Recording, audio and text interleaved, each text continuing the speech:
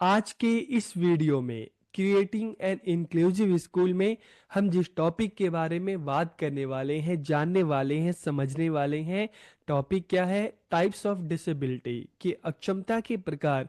तो इस वीडियो में हम जानेंगे, समझेंगे कि डिसेबिलिटी के टाइप्स कौन कौन से हैं।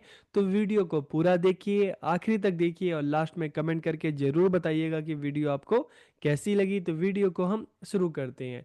तो देखिए, सबसे पहले अगर हम डिसेबिलिटी की बात करते हैं ना, तो डिसेबिलिटी यानी अक्षमता बच्चों की शारीरिक, मानसिक या मनोवैज्ञानिक प्रक्रियाओं को प्रभावित करती है। इससे बच्चों को शारीरिक प्रॉब्लम हो सकती है, ठीक है।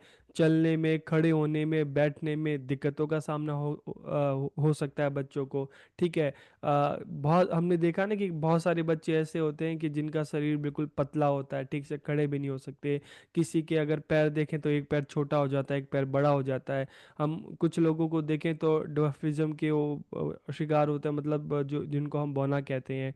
और मानसिक समस्याएं भी हो सकती हैं, मानसिक या मनोवैज्ञानिक, जहाँ पर बच्चे को सोचने समझने में, इन चीज़ों में दिक्कतों का सामना करना पड़ सकता है, ठीक है। कई बार हम ये भी देखते हैं कि बच्चा जो है उसकी शरीर तो बढ़ता है लेकिन दिमागी रूप से बच्चा नहीं बढ़ पाता, ठीक है। देखने में तो बड़ा है लेकिन दिमाग उसका बच्चों का। तो इस तरह से काफ़ी मतलब चाहे फिजिकल मेंटल समस्याएं हो सकती हैं, और इनकी वजह से बच्चों को सोचने में, सीखने में, सुनने में, देखने में, बोलने में, एडजस्ट होने में, सबके साथ दिक्कतों का सामना करना पड़ सकता है। तो आज के दिन में जो इस तरह के जो बच्चे हैं जो डिसेबिलिटी से आप उनका सामना कर रहे हैं, तो ऐसे बच्चों को हम स्पेशल चिल्ड्रन कहते हैं, डिफरेंटली एबल चिल्ड्रन कहते हैं, इनको हम दिव्यांग कहते हैं, विशिष्ट क्षमता वाले बच्चे हम इनको कहते हैं। तो इनके जब हम टाइप्स की बात करते हैं ना, टाइप्स ऑफ डिसेबिलिटी, अक्षमता के प्रकार, तो देखिए right of person with disability act 2000 जो 16 में आया था, तो इसमें डिसेबिलिटी के टोटल 21 टाइप्स बताए गए थे, 21 प्रकार बताए गए थे। एक कौन कौन से हैं, एक एक करके इनको देखते हैं, फिर हम वीडियो में एक एक करके सबकी बात करेंगे, ठीक है। इसमें ब्लाइंडनेस है, अंधापन, लो विजन, कम दृष्टि है, लेप्रेसी है, हियरिंग इम्पेयरमेंट है, लोकोमोटर डिसेबिलिटी है, ड्वार्फिज्म है, इंटेलेक्चुअल डिसेबिलिटी है, मेंटल इलनेस है, ऑटिज्म है, सेरिब्रल पॉल्सी है, मस्कुलर डिस्ट्रोफी है, ठीक है, क्रोनिक न्यूरोलॉजिकल कंडीशन है, स्पेसिफिक लर्निंग डिसेबिलिटी है, मल्टीपल सेलेरियस है, स्पीच एंड लैंग्वेज डिसेबिलिटी है, थैलीसीमिया है, हीमोफीलिया है, सिकल सेल जो डिजीज है, एकाधिक विकलांगता, मल्टीपल डिसेबिलिटी है, विक्टिम ऑफ एसिड अटैक और पार्किंसन डिसीज। तो इस तरह से 21 जो टाइप्स एंड डिसेबिलिटी के जो right to person with disability act में बताए गए थे। तो अब देखिए, एग्जाम में क्या होता है कि जो 21 टाइप्स हैं इनमें से आपको जो याद हो, कम से कम आप 8 से 10 तो याद करना, जो इजीली याद हो जाए आप उसको याद करके आप उसके बारे में लिख सकते हो। तो अब एक एक करके हम इस सब की बात करते हैं। देखिए, जब हम ब्लाइंडनेस की बात करते हैं ना, तो इसको आप सिंपल शब्दों में आप समझ सकते हैं। ब्लाइंडनेस, अंधापन, मतलब इसमें इस तरह की डिसेबिलिटी में जो पर्सन है, जो बच्चा है, वो देख नहीं पाता, ठीक है। वो चीजों को देख नहीं पाता। और इसमें चाहे वो चश्मा लगा ले, चाहे कॉन्टैक्ट लेंस लगवा ले, या किसी तरह की भी चिकित्सा करवा ले, लेकिन ये चीजें जो हैं ये किसी भी तरह की चिकित्सा से, ट्रीटमेंट से ठीक नहीं होती, ठीक है। तो इसको आप सिंपल शब्दों में समझ सकते हैं कि ब्लाइंडनेस, अंधापन, जिसमें व्यक्ति देख नहीं सकता। फिर लो विजन की बात करें, कम दृष्टि, इसमें देख तो सकता है लेकिन साफ दिखाई नहीं देता, धुंधला दिखाई देता है, ब्लर दिखाई देता है। तो इसमें आपका जो डेली का जो रूटीन है, काम काज है, उसको करने में भी काफी डिफिकल्टी होती है। आपने इस तरह के जो इस तरह के जो डिसेबिलिटी से पीड़ित लोगों को देखा होगा कि उनको धुंधला धुंधला दिखाई देता है, बिल्कुल साफ, बिल्कुल स्पष्ट नहीं दिखाई देता। इसको भी अलग अलग तरीके के उपचारों से ठीक नहीं किया जा सकता, ठीक है। तो यहाँ पर आपको ब्लाइंडनेस भी समझ में आ गया, लो विजन भी समझ में आ गया। अब हम थर्ड की बात करें, लेप्रेसी, क्योर्ड पर्सन या कुष्ठ रोगी की बात करते हैं, जिनके शरीर में आपने देखा होगा बहुत सारे लोग के अलग अलग वाइट कलर के अलग अलग तरह के धब्बे होते हैं। और आपने इस इमेज में भी देखोगे जो बॉडी फिंगर है, ठीक है, कुछ मतलब सबका अलग अलग शेप है, कुछ आधी फिंगर ही नहीं है। तो इस तरह की डिसेबिलिटी है। आप जब गूगल पे जाकर आप लेप्रेसी को आप इसकी इमेज भी देखेंगे तो आपको काफी सारे इस तरह की आप इमेज दिख जाएंगी, ठीक है। तो इस तरह के जो लेप्रेसी क्योर्ड पर्सन होते हैं, कुष्ठ रोगी होते हैं, इनको इस तरह की जो प्रॉब्लम समस्याएं होती हैं, तो इसको भी डिसेबिलिटी में शामिल किया गया है। फिर हियरिंग इम्पेयरमेंट की बात करते हैं, श्रवण बाधित, तो यहाँ पे भी दो तरह के होते हैं। ये दो कैटेगरी क्या है, एक डेफ की है, एक हार्ड ऑफ हियरिंग की है। डेफ मतलब जो बिल्कुल पूरी तरह से सुन नहीं सकते, ठीक है। और हार्ड ऑफ हियरिंग की अगर हम बात करें तो इस तरह के जो रोग से पीड़ित होते हैं, डिसेबिलिटी से, उनको बहुत कम सुनाई देता है, ठीक है। तो हियरिंग इम्पेयरमेंट में दो तरह आपको समझ में आ गया होगा कि यहाँ पर दो हैं, पार्शियल और टोटल इनेबिलिटी ऑफ हियर। कि पार्शियल मतलब हार्ड ऑफ हियरिंग, जिनको बहुत कम सुनाई देता है, और अगर हम टोटल इनेबिलिटी टू हियर की बात करें, डेफ, जिनको बिल्कुल नहीं सुनाई देता। फिर लोकोमोटर डिसेबिलिटी की अगर हम बात करें तो it is a disability related to bones, joints and muscles, की हड्डी, जोड़ों और मांसपेशियों से जुड़ी विकलांगता है। Due to this a person faces problem in various activities. की इस रोग से जो पीड़ित होते हैं, मतलब ये हड्डी में प्रॉब्लम है, आपके जो जॉइंट्स हैं वहाँ पे प्रॉब्लम है, और मांसपेशियों में दिक्कत होती है, तो ना तो इस रोग से पीड़ित, जैसे इमेज में देख रहे होगे, इस रोग से पीड़ित जो भी पर्सन होता है, ना ठीक से खड़ा हो सकता है, ना ठीक से बैठ सकता है, उसको चलने में भी प्रॉब्लम होती है, बैठने में भी प्रॉब्लम होती है।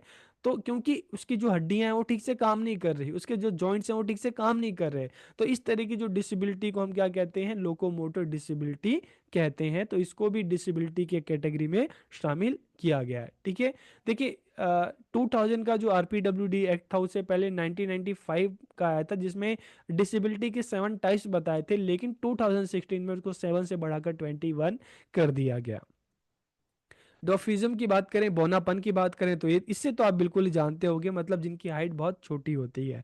और अगर हाइट बताया गया है तो 4 फीट 10 इंच से जिनकी छोटी होती है, उम्र बढ़ जाती है लेकिन हाइट नहीं बढ़ती, तो उसको भी जो डिसेबिलिटी है उसकी कैटेगरी में उसको शामिल किया गया है। इंटेलेक्चुअल डिसेबिलिटी, बौद्धिक क्षमता मतलब मस्तिष्क से संबंधित, ठीक है।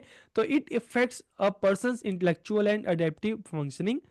और इसमें क्या होता है, इसमें दिस में result in a person lacking the skill needed to live and work in the community. कि इसमें व्यक्ति के पास समुदाय में रहने और सबके साथ काम करने की जो आवश्यक जो स्किल होनी चाहिए, नेसेसरी जो स्किल होनी चाहिए, जो कौशल होना चाहिए, उसकी कमी देखने को मिलती है।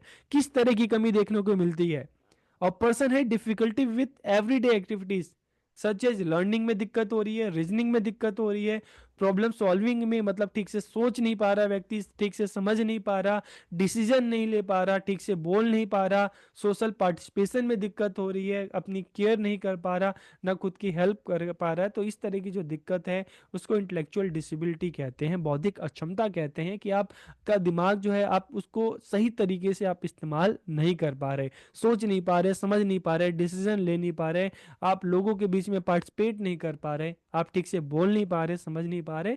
तो ये सारी जो हम बात करते हैं चीज़ें हैं, इंटेलेक्चुअल डिसेबिलिटी में आती हैं। फिर हम मेंटल इलनेस की बात करें, मानसिक रोग की बात करें, ठीक है, तो it is also known as mental health disorder, इसे मानसिक स्वास्थ्य विकार के रूप में जाना जाता है। It affects a person thinking, feeling और बिहेवियर, की किसी व्यक्ति की सोच, भावनाओं और व्यवहार को प्रभावित करती है। इससे क्या होता है, इससे दैनिक जीवन में काम करना मुश्किल हो जाता है। It can make it difficult to function in daily life. और इसके एग्जाम्पल क्या है, चाहे हम बात करें change in thinking and mood behaviour, की आपकी जो थिंकिंग है, मूड है, बिहेवियर है, उसमें अचानक से काफ़ी चेंजेस आता है, ठीक है। अचानक से सडनली चेंज आ जाता है, आप कंसंट्रेट नहीं कर पाते, हमेशा रेस्टलेस फील करते हैं, आपके सर में दर्द होता है, थका थका सा महसूस करते हैं, डाइजेस्टिव प्रॉब्लम होती है, ठीक है, आपके पेट में दर्द होता है। तो ये सारा जो मेंटल इलनेस है, मानसिक रोग है, ठीक है, उसको भी, जो इस तरह के रोग से पीड़ित जो व्यक्ति होता है, तो उसको भी डिसेबिलिटी के कैटेगरी में शामिल किया गया है। क्या है, मेंटल इलनेस, मानसिक रोग। फिर ऑटिज्म स्पेक्ट्रम डिसऑर्डर की बात करते हैं, तो it affects the way people communicate, interact and learn, के लोगों के संवाद करने, बातचीत करने और सीखने के तरीके को प्रभावित करता है। किस तरह से, उसको भी देख लेते हैं। इसके सिम्टम्स क्या है, नो आई कांटेक्ट, कि सामने वाला जब बात करता है तो आई कांटेक्ट ही नहीं करता, किसी तरह का आप उससे बोलोगे तो किसी तरह का रिस्पॉन्स नहीं करेगा। अलग अलग सिचुएशन में उसका किसी तरह से, इस तरह के रोग से जो पीड़ित होते हैं, कोई फेशियल एक्सप्रेशन नहीं होता, खुशी में खुशी वाला भाव नहीं होता, दुख में दुख वाला भाव नहीं होता। Difficulty in social communication and interaction, कि सामाजिक और संचार और बातचीत में उनको कठिनाई होती है। उनका कोई इंटरेस्ट, लिमिटेड इंटरेस्ट होता है। ठीक है, बार बार एक शब्द बोलोगे तो उसी शब्द को बार बार रिपीट करेंगे, रिपीटेटिव बिहेवियर होता है, अनयूजुअल रिस्पॉन्स होते हैं। ठीक है, तो संवेदनाओं के प्रति असामान्य प्रतिक्रियाएं होती हैं, कब रोना चाहिए कब हंसना चाहिए कि उससे बारे में इनको कोई इतनी अवेयरनेस नहीं होती। ठीक है, अनयूजुअल रिस्पॉन्स इनका होता है, कभी भी हंसने लगते हैं, कभी भी रोने लगते हैं। तो ऑटिज्म स्पेक्ट्रम डिसऑर्डर से जो है इसको भी जो डिसेबिलिटी उसकी कैटेगरी में इसको शामिल किया गया है। अब हम बात करते हैं सेरेब्रल पॉल्सी की, मस्तिष्क पक्षाघात की। तो ये क्या होता है? It affects a persons movement and muscle coordination, कि व्यक्ति की गतिविधि और मांसपेशियों के समन्वय को प्रभावित करता है। It cause by damage to the brain during development, के विकास के दौरान मस्तिष्क को होने वाली क्षति के कारण होता है। और जो इस रोग से पीड़ित होते हैं उनको किस किस तरह के सिम्टम्स से पहचाना जा सकता है? जैसे चलने में कठिनाई है, जो एबनॉर्मल पोस्चर्स है, जोड़ों में अकड़न है, जॉइंट्स में असामान्य हरकतें हैं, इस तरह के पीड़ित व्यक्ति को, बच्चों को सोने में कठिनाई होती है, खाने में कठिनाई होती है। नॉर्मल जैसे हम बोलते हैं ना तो ये रुक रुक के बोलते हैं, बोलने में कठिनाई होती है। इनके मुंह से हमेशा लार टपकने लगता है, तो मतलब टपकता रहता है, और खाने को निगलने में भी कठिनाई होती है। तो इस तरह से जो पीड़ित व्यक्ति होते हैं उस इस रोग को, इस डिजीज को क्या कहते हैं? Cerebral palsy. और इसको भी डिसेबिलिटी की कैटेगरी में डाला गया है। फिर हम मस्कुलर डिस्ट्रोफी की बात करते हैं। तो ये क्या होता है? It is a group of genetic disease, की एक आनुवांशिक बीमारियों का समूह है जो समय के साथ मांसपेशियों के को कमजोर और खराब कर देता है। धीरे धीरे जैसे जैसे बच्चा बढ़ता रहता है तो उसका जो शरीर है वो सीधा से नहीं रह पाता, मतलब एक तरह से उसमें टेढ़ा होने लगता है। ठीक है, धीरे धीरे जैसे जैसे शरीर का विकास होता है तो रोग जो है इस तरह के डिजीज ज़्यादा देखने को आते हैं, जैसे आप इमेज में देख रहे हैं कि धीरे धीरे बच्चा जैसे जैसे बड़ा हो रहा है तो उसको खड़े होने में तकलीफ हो रही है। ठीक है, उसका जो बॉडी है बिल्कुल अकड़ जा रही है। तो इसके क्या लक्षण है? मांसपेशियों में कमजोरी, चलने दौड़ने कूदने, सीढ़ियों में चढ़ने में कठिनाई होती है, बार बार गिर जाना, लड़खड़ाना, बैठने या खड़े होने में कठिनाई, सीखने की अक्षमता, ये सारा मस्कुलर डिस्ट्रोफी में आता है। फिर हम बात करते हैं क्रोनिक न्यूरोलॉजिकल कंडीशंस की। अगर हम बात करते हैं तो these are long term disorder that affect the nervous system including the brain, spinal cord, nerves and muscles, के दीर्घकालीन विकार हैं जो मस्तिष्क, रीढ़ की हड्डी, नसों और मांसपेशियों सहित तंत्र को प्रभावित करते हैं। they they can be caused by a number of factors including genetics, disease and injury, कि चाहे हम जेनेटिक्स की बात करें, आपके फैमिली पर्सन से, मदर फादर से आ सकते हैं, किसी बीमारी की वजह से हो सकते हैं, चोट के कारण हो सकते हैं।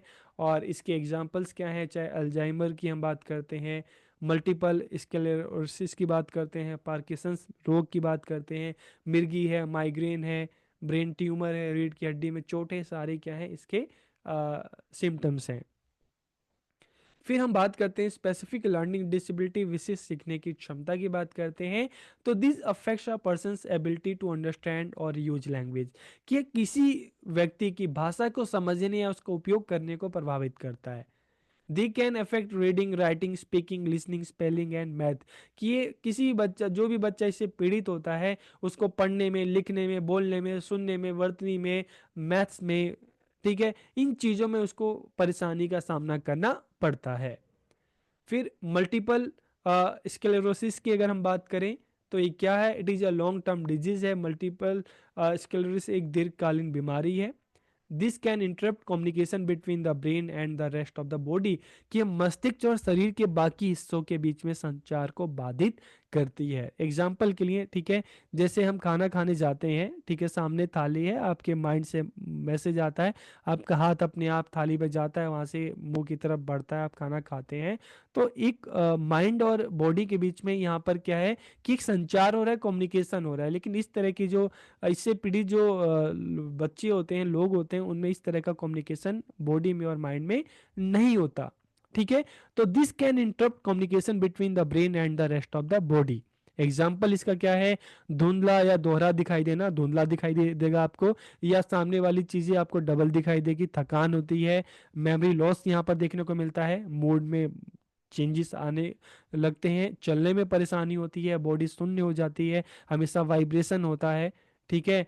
और चाहे आप यहाँ पर हम बात कर लें, सोच की बात कर लें, ठीक है, दस्त की बात करें, इस तरह की जो समस्याएं देखने को मिलती है। फिर स्पीच एंड लैंग्वेज डिसेबिलिटी, कि स्पीच और language disability is a communication disorder, कि एक संचार विकार है। It affects a person's ability to speak और अंडरस्टैंड लैंग्वेज, कि किसी व्यक्ति की बोलने या भाषा को समझने की क्षमता को प्रभावित करता है। आपको बोलने में दिक्कत होती है, दूसरों की भाषा को, दूसरे की बातों को समझने में भी आपको दिक्कत होती है। फिर थैलीसीमिया की बात करें तो एक ब्लड डिसऑर्डर है, एक रक्त विकार है। It causes the body to produce less haemoglobin than normal, कि इसके कारण जो शरीर में हीमोग्लोबिन का जो संचार है, उत्पादन है, वो कम हो जाता है, जिससे व्यक्ति को एनीमिया भी हो सकती है। और this can cause symptoms such as weakness, tiredness and shortness of breath, कि इससे क्या होगा, आपके शरीर में कमजोरी होगी, थकान होगी, सांस लेने में तकलीफ, इस तरह के लक्षण होते हैं। तो इसको भी एक कैटेगरी में, डिसेबिलिटी में शामिल किया गया है, थैलेसीमिया। इसके बाद हीमोफीलिया की अगर हम बात करें तो ये भी एक ब्लड डिसऑर्डर है। Haemophilia is a blood disorder that prevents blood from clotting properly, कि हीमोफीलिया एक रक्त विकार है जो रक्त को ठीक से जमने से रोकता है। एग्जाम्पल के लिए मान लो, जैसे क्या होता है कि आपके हाथ में या पैर में कहीं चोट लगी और ब्लीडिंग होने लगी, तो कुछ टाइम बाद आप देखते हैं कि वो अपने आप जो ब्लड है वो जम जाता है, वो ब्लीडिंग रुक जाती है। ठीक है। लेकिन इस रोग से जो हीमोफीलिया से जो पीड़ित होता है, तो उसका जो ब्लड है वो जमता नहीं है, क्लॉट नहीं होता, वो लगातार बहते रहता है। तो पीपल विथ हीमोफीलिया ब्लीड मोर, इसकी जो ब्लीडिंग होती है मोर easily and for longer period of time, कि इससे जो पीड़ित व्यक्ति होता है उसकी जो ब्लीडिंग होती है अधिक आसानी से और लंबे समय तक होती है। और इसके सिम्टम्स क्या हैं? Bleeding for no apparent reason, कि बिना किसी स्पष्ट कारण के रक्तस्राव होता है, आसानी से चोट लगना, या नाक से, मूत्र से या मल से रक्तस्राव होना, खून निकलना, ये इसके क्या है, सिम्टम्स हैं। फिर हम सिकल सेल डिजीज की बात करते हैं। तो this is a genetic blood disorder, की आनुवांशिक रक्त विकार है, और इसके कारण लाल रक्त कोशिकाएं, ठीक है, कठोर और दराती के आकार की हो जाती हैं। जैसे हम रेड ब्लड सेल्स की बात करते हैं तो राउंड जो देखने में होती है, लेकिन जो इस रोग से पीड़ित होता है सिकल सेल डिजीज से, तो उसकी क्या है कि बिल्कुल जो एक दराती होता है उस आकार का हो जाता है। This makes it difficult for blood to flow through the body, इससे क्या होता है शरीर में जो एक ब्लड का सर्कुलेशन होता है उसमें मुश्किल हो जाती है। And this can cause pain, organ damage and other serious health problem, कि इससे दर्द, अंग क्षति या अन्य गंभीर स्वास्थ्य समस्याएं हो सकती हैं जब आपके बॉडी में ठीक से ब्लड का सर्कुलेशन नहीं होगा। मल्टीपल डिसेबिलिटी, एकाधिक विकलांगता की अगर हम बात करें, it is a combination of two और more different types of disability in a person, की किसी व्यक्ति में, जैसे अलग अलग हम डिसेबिलिटी की बात की, और किसी पर्सन में दो से ज़्यादा डिसेबिलिटी अगर होती है तो उसको हम मल्टीपल डिसेबिलिटी कहते हैं। एग्जाम्पल के लिए इंटेलेक्चुअल डिसेबिलिटी और ब्लाइंडनेस दोनों हो सकता है, locomotor impairment and speech impairment, ये दोनों चीज़ें हो सकती हैं। फिर विक्टिम ऑफ एसिड अटैक, जैसे आपने काफ़ी बार न्यूज़ में सुनते आ रहे हो कि जो एसिड है किसी के चेहरे पे फेंक दिया, किसी के शरीर पे फेंक दिया, तो जो इस तरह की घटना से जो पीड़ित होते हैं उनको भी हम डिसेबिलिटी की कैटेगरी में डाला गया है। 2016 का जो RPWD एक्ट है, ठीक है। फिर पार्किंसंस रोग की बात करते हैं, डिजीज की बात करते हैं, शॉर्ट में पीडी कहेंगे। PD is progressive brain disorder जो समय के साथ बढ़ता रहता है। It causes movement problems, stiffness and tremors, की इसमें चलने फिरने में समस्या, कठोरता और कंपन होती है। मतलब सारी बॉडी जो है उसमें जैसे आपने कई लोगों को देखा होगा कि गिलास पकड़ रहे हैं तो उनका हाथ हमेशा कांपता रहता है। तो इस तरह के जो एग्जाम्पल हैं, शेकिंग, ट्रेम्बलिंग और stiffness in the hands, arms, legs and face, की हाथ, बाहाँ, पैर और चेहरे में कंपन, ठीक है, या कठोरता, जकड़न, इस तरह की जो है इसके सिम्टम्स हैं। तो इसको क्या कहते हैं? पार्किंसंस रोग कहते हैं। तो इस तरह से हमने देखा कि टोटल जो अलग अलग टाइप की जो डिसेबिलिटी है, तो 21 टाइप्स की जो डिसेबिलिटी है, इनमें कोई भी जो 10 आपको इजीली याद हो जाए आप उसको याद कर लेना, और एग्जाम में है तो आप उसको लिख सकते हैं। ठीक है, तो वीडियो आपको कैसा लगा कमेंट करके ज़रूर बताइए। आप सबका बहुत बहुत धन्यवाद।